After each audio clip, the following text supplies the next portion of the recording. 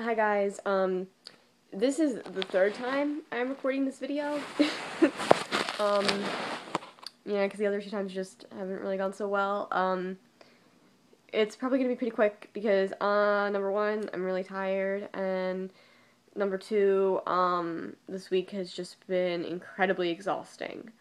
Um, But anyway, on to talking about movies. I'm gonna talk about like three of my favorites probably, and then maybe add in some extras if I still have some time left. One, Titanic.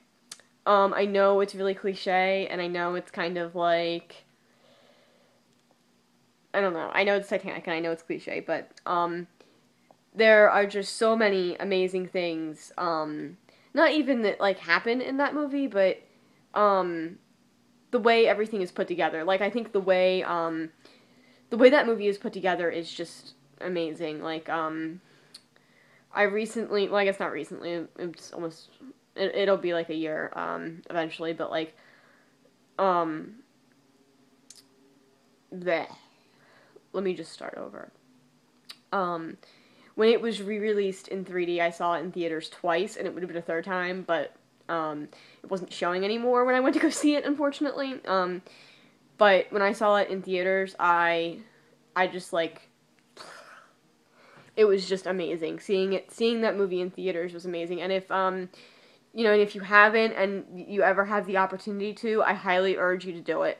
Like, I know it's a long movie, and I know it is cliche and everything, but I highly urge you to do it because it's just an amazing movie. Um, but yeah, seeing it in theaters definitely made me fall back in love with it again. It's just an amazing movie. Like, I really don't know what more to say than that.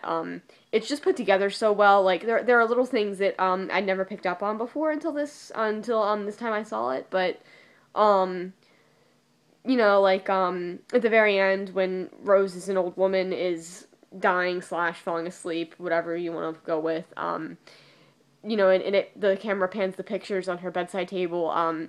You see the ones of all the things that her and Jack had talked about doing.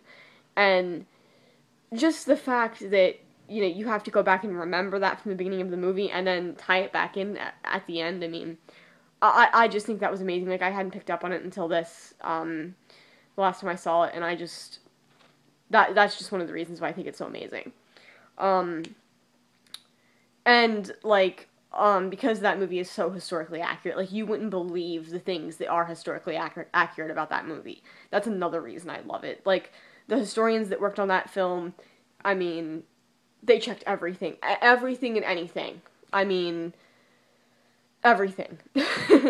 Number two, Ferris Bueller's Day Off slash John Hughes movies. I think John Hughes is wonderful. Like, I think he's just a wonderful writer, and I'm really sad that he passed a few years ago. But just back to Ferris Bueller, like, it's just an amazing movie. Like, there are so many different little things about that movie that I love. Ferris's relationship with his best friend Cameron, and then his girlfriend Sloane, and Ferris's sister and her whole debacle with the principal and trying to get into the house, and thinking he's an intruder, and how they get Sloane out of class. The art gallery, the Twist and Shout parade where Ferris sings, or doesn't really sing, but he lip syncs, I guess. The restaurant encounter with Ferris and his friends. I mean, all of those things are just so amazing and make that movie. They just make that movie what it is. It's so amazing. And it's definitely one of my favorite movies because of it. And number three, Harriet the Spy. Harriet the Spy was the first Nickelodeon original movie, and it came out about the time I was born, 91, 92, and I think the movie and the book just portray how much growing up sucks. Like, I don't necessarily think that it's that Harriet's family doesn't get her or that they don't care about her, but they just don't understand, and they just don't know who she is as a person because Rosie O'Donnell, who plays her nanny, has just been there her whole life and kind of been taking care of Harriet for her parents, so they haven't really gotten the chance to get to know her as she grew up. So now that when Harriet's nanny does leave, they just don't know who she is, and I think it just shows how much growing up sucks, and I think it it shows that it can be okay in the end. You know, like even if, I mean, like for Harry, it kind of ends up okay that school year, but even if it's not that school year, even if it's a few years later, it will be okay. I mean, I just think it shows that very well for kids who don't maybe don't who don't fit in quite right, or whose parents just don't really get them. I just think it portrays it very well, especially because Harriet is I mean, I guess she's supposed to be in middle school at the time, but it she seems a little younger than middle school. I guess I'm not entirely sure. I want to say it's elementary school, but I think it probably is middle school. But I don't know. It just really, I think it shows how much growing up sucks, and I think it does very well. Oops, moving.